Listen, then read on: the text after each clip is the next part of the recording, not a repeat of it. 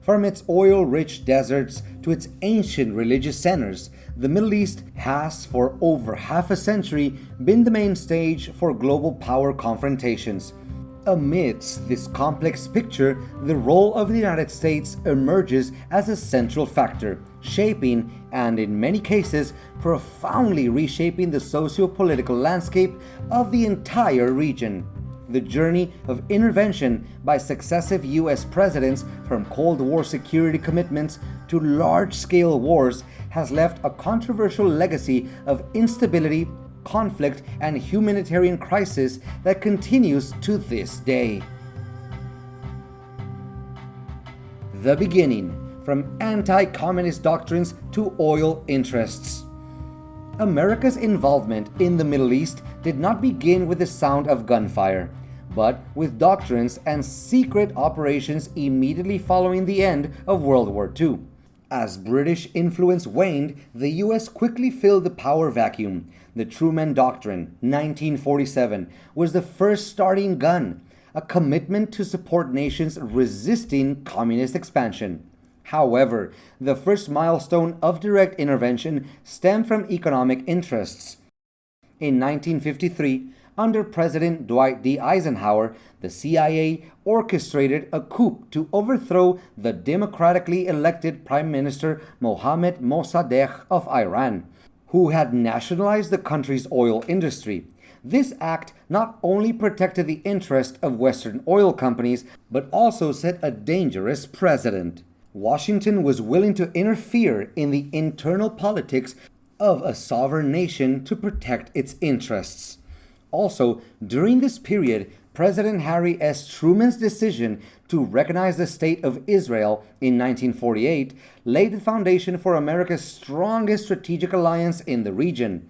At the same time, however, it planted the seeds of the protracted Israeli-Palestinian conflict, which would become one of the main triggers for regional instability. The Cold War and the Era of Doctrines. Throughout the Cold War, the Middle East became one of the primary chessboards in the confrontation between the U.S. and the Soviet Union. Successive U.S. presidents issued doctrines to assert their influence. The Eisenhower Doctrine, 1957, pledged the use of force to protect Middle Eastern nations from armed aggression from any nation controlled by international communism. By 1980, after the Soviet Union's invasion of Afghanistan and the Iranian Islamic Revolution shifted the balance of power, President Jimmy Carter announced the Carter Doctrine. This doctrine declared the Persian Gulf a vital interest of the United States, and that the U.S. would use any means necessary, including military force, to protect the flow of oil. The Middle East was officially positioned not just as an anti-communist front, but as the anchor of America's energy security. The era of direct military intervention. The collapse of the Soviet Union did not bring peace to the Middle East. Instead, it ushered in an era of direct and unilateral military intervention by the United States. The first Gulf War, 1991, under President George H.W. Bush, was a turning point as the U.S. led a massive international coalition to expel Saddam Hussein's Iraqi army from Kuwait. However, the peak of military involvement came after the terrorist attacks of September 11 in 2001. Under the banner of the War on Terror, the administration of President George W. Bush launched two large-scale wars. Number one, the war in Afghanistan, 2001, toppling the Taliban for sheltering al-Qaeda. Objective: to respond directly to the 9/11 attacks by overthrowing the Taliban regime, which had sheltered Osama bin Laden's al-Qaeda terrorist network. The U.S. led an international coalition in launching Operation Enduring Freedom, quickly toppling the Taliban. However, the war stretched on for 20 years with efforts focused on nation building and combating the Taliban's resurgence. Although bin Laden was eventually killed under President Obama, the conflict became the longest war in U.S. history and ended with the American withdrawal in 2021, after which the Taliban swiftly returned to power. Number 2. The war in Iraq in 2003, overthrowing Saddam Hussein on WMD allegations. Based on the Bush doctrine of primitive war, the US accused Saddam Hussein's regime of possessing weapons of mass destruction and having ties to terrorism, allegations that were later proven to be unfounded. The objective was to overthrow Saddam Hussein and establish a pro-Western democracy. The US and its coalition partners attacked Iraq, toppling Saddam's government within weeks. However, the post-war phase descended into chaos and a bloody sectarian insurgency. The war caused profound instability and created the conditions for the rise of Al-Qaeda and Iraq, the precursors to the Islamic State, IS organization. These wars completely reshaped the region, but not in the way that policymakers in Washington had hoped. Number 3. Leading from behind and the war on IS. President Barack Obama came to power from 2009 to 2017 with a pledge to end costly wars, shifting to a multilateral approach and the use of smart power. Withdrawal from Iraq in 2011, fulfilling a campaign promise, the Obama administration withdrew the last combat forces from Iraq in December 2011. Intervention in Libya, 2011. However, in 2011, the US intervened in Libya. The US joined NATO allies in an air campaign to protect civilians from the regime of Muammar Gaddafi amid the Arab Spring. The policy was termed leading from behind, allowing European allies to take the primary role. Gaddafi's regime was toppled, but Libya plunged into a pro-attacked civil war, becoming a failed state and a haven for armed groups. The war against Islamic State, IS, from 2014, as IS rose from the chaos in Iraq and Syria, seizing vast territories, the US formed an international coalition to conduct intense airstrikes against IS targets in both countries. The US also deployed advisors and special forces to support local partners, primarily the Kurds in Syria and the Iraqi military. The Iran nuclear deal, JCPOA 2015, this is considered Obama's greatest diplomatic achievement. The US and the P5+1 group signed a historic agreement with Iran, in which Tehran agreed to limit its nuclear program in exchange for the lifting of economic sanctions. Number 4. Donald Trump, 2017 to 2021. America first and maximum pressure. Trump's policies reversed many of his predecessors' legacies, prioritizing bilateral deals and intense economic pressure.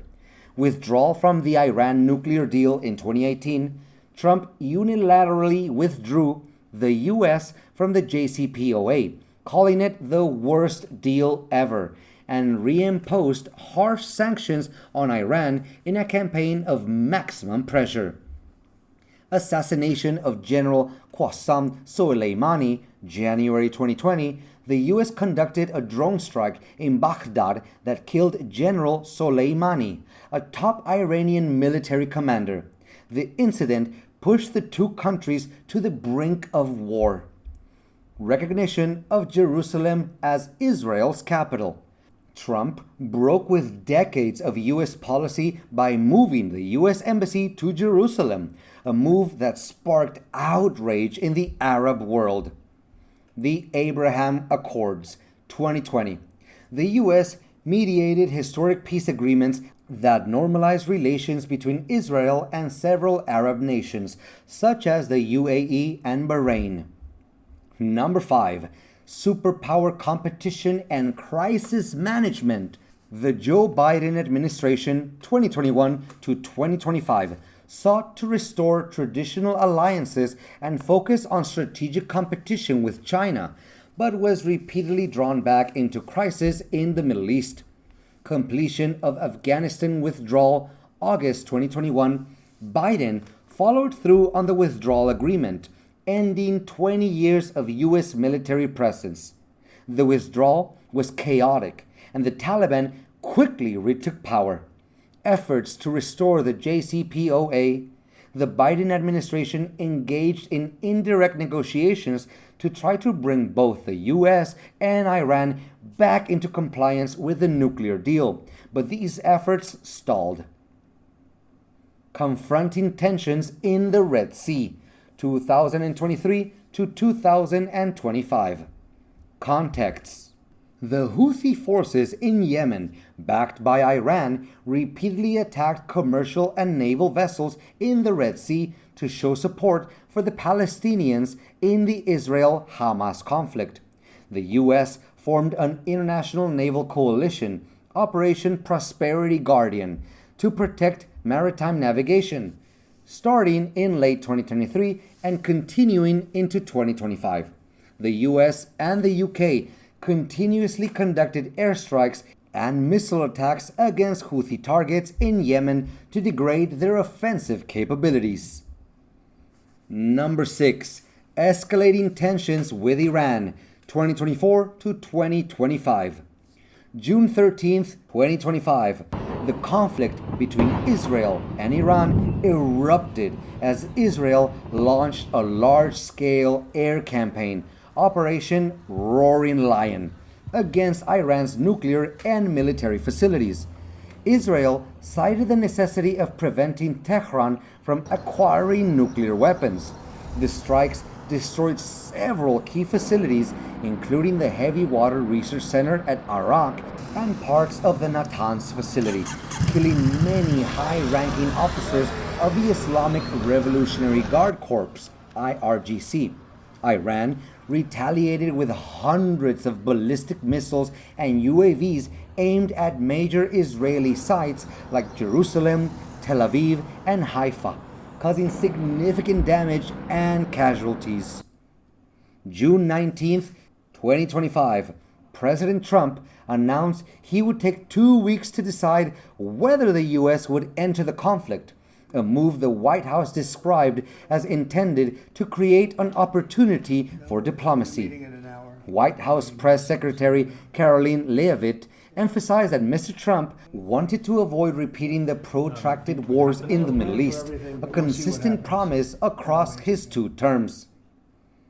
Evening of June 21st, 2025, Mr. Trump unexpectedly announced that the U.S. had deployed B-2 stealth bombers from Whiteman Air Force Base in Missouri to strike 3 key Iranian nuclear facilities with a focus on Wardo, a facility considered invincible due to its location deep inside a mountain.